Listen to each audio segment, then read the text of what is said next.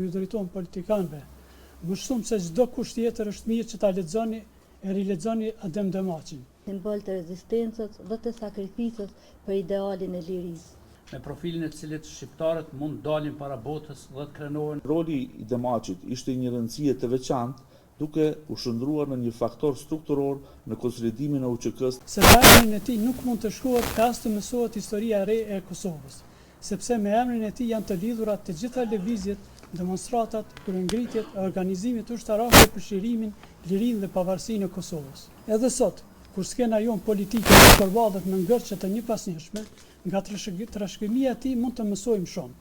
Prandaj, ju drejtohen politikanëve, më shumë se çdo kusht tjetër është mirë që ta lexoni e rilexoni Adem Demaçin.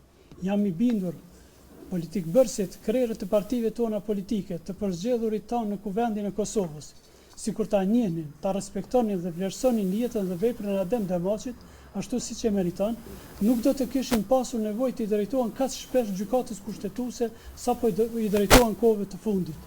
Dhe qytetarët e Republikës së Kosovës nuk do t'u drejtoheshin kaq shpesh kutive të shtrenjta të votimit, të cilat duke mos prodhuar dyshime të mëdha, po na sjellin në një rreth vicioz.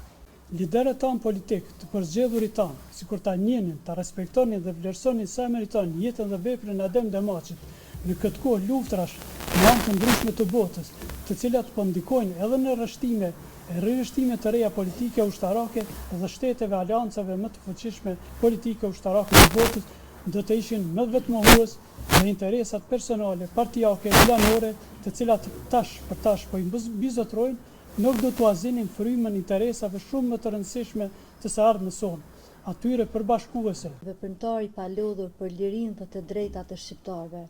Qëndresa e tij e gjatë me burgjet e ish Jugosllavisë e bëri atë simbol të rezistencës dhe të sakrificës për idealin e lirisë. Prandaj, organizimi i kësaj tredhe shkencore ka një rëndësi të veçantë. Ajo synon që përmes qasjeve studimore dhe diskutimeve akademike të analizoj dhe të ndriçoj në mënyrë më të plot dimenzionet e ndryshme të veprimtarisë së Adem Demaçit si veprimtar politik, si intelektual dhe si simbol i qëndresës për liri. Adem Demaçi është figurë e rëndësishme e historisë sonë kombëtare të gjysmës dytë të shekullit 20, me profilin e cilit shqiptarët mund dalin para botës dhe të krenohen me arritjet të cilave ju parapriu si ideolog dhe si intelektual i angazhuar, me ato arritje që ndryshuan rrënjësisht statusin e tyre në rajon dhe me gjerë. Megjithatë, në një perceptim të përgjithshëm, kam bindjen se vepra e tij dhe sidomos veprimtaria e tij shumë planshë nuk është prezantuar në nivelin e duhur të vlerave dhe jo sidomos sa i përket ndikimit që e patin rrjedhojat e përgjithshme të zhvillimit historik. Kjo përbindjen time ka ndodhur për shkak një mendësie mbizotruese në jetën tonë shoqërore që njëjtëson personalitetin e shquar historik me autoritetin e veshur, me pushtetin e ushtruar për një kohë të caktuar. Adem Demaçi vendosi që të mbetej një përfaqësues sui generis i zërit popullit, deshi të mbetet zëri politik i korrektues i shoqërisë dhe i kombit në disa raste, i cili për veprime dhe për përpamjet e tij krejtësisht unike nuk i dha llogari asnjë lideri dhe asnjë tarafi politik. Për këtë pra, përqendrimin e tij që nuk u nënshtroi kompromiseve e aq më pak pazareve edhe elitat tona politike kanë hezituar ta kenë afër. Kontributi i Adem Demaçit në procesin e masivizimit të luftës së ushtrisë shërbimitare të Kosovës duhet analizuar në 3 dimensione të ndërlidhura.